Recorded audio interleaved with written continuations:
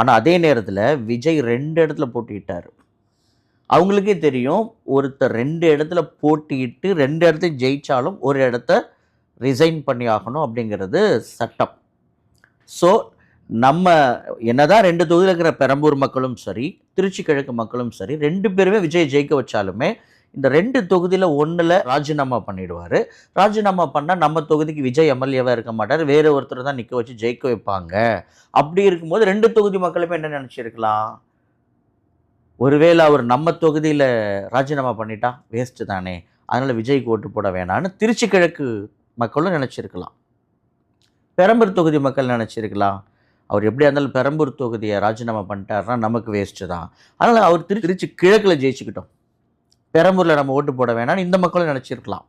இப்படி 2 பேருமே நினச்சிருந்தாங்கன்னா 2 தொகுதியிலுமே ஒரு தோற்று போயிருப்பார். பெரிய ரிஸ்க் அது.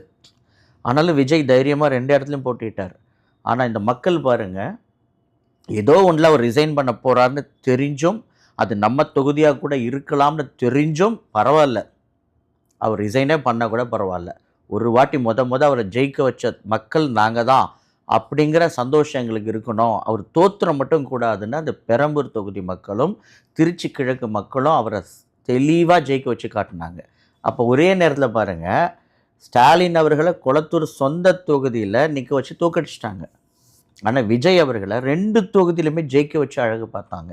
அப்போ இந்த மக்கள் எவ்வளவு தெளிவாக விஜய் சிஎம் ஆகணும், விஜய் தோற்கக்கூடாது, அந்த மனிதன் தோற்கக்கூடாது அப்படிங்கிற கான்செப்டில் ரொம்ப உறுதியாக இருந்திருக்கிறாங்க. இன்னொரு பக்கம் ஸ்டாலின் ஜெயிக்கக்கூடாது அப்படிங்கிற தீர்மானத்துலேயுமே ரொம்ப உறுதியாக இருந்திருக்கிறாங்க. இதில் இன்னொரு 10 தொகுதி கிடச்சிருந்தா அவருக்கு அறுதி பெரும்பான்மை மெஜாரிட்டி கிடச்சிருக்கும், பரவாயில்ல. அந்த இடத்த தான் இன்றைக்கி வந்துட்டு விசிகா, கம்யூனிஸ்ட் உள்ளிட்ட அந்த கட்சிகள் எல்லாம் ஃபில்லப் பண்ணிட்டாங்க. இப்படி நடந்ததுனால தான் இன்றைக்கி தமிழ்நாட்டில் ஒரு கூட்டணி ஆட்சி நடக்குது. ஏன்னா அதிகாரம் அப்படிங்கிறது ஒன்றும் திமுகவுக்கோ இல்லை அதிமுகவுக்குன்னே எழுதப்பட்டதெல்லாம் கிடையாது. அது எல்லா கட்சிகளுக்கும் பொதுவானது தான். எல்லா கட்சிகளுமே மக்களுக்காக தான் உழைக்குது, எல்லா கட்சிகளுமே அதிகாரத்துக்காகத்தான் உழைக்கிறாங்க, போராடுறாங்க, போட்டி போடுறாங்க.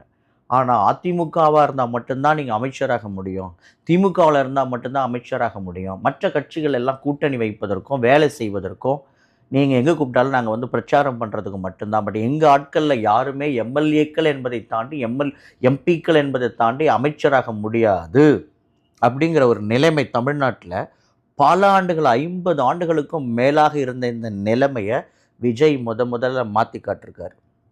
எல்லாரும் ஆளுவோம், சேர்ந்து ஆளுவோம், நம்ம எல்லாரும் சேர்ந்து மக்களுக்காக உழைப்போம், ஆட்சி அதிகாரம்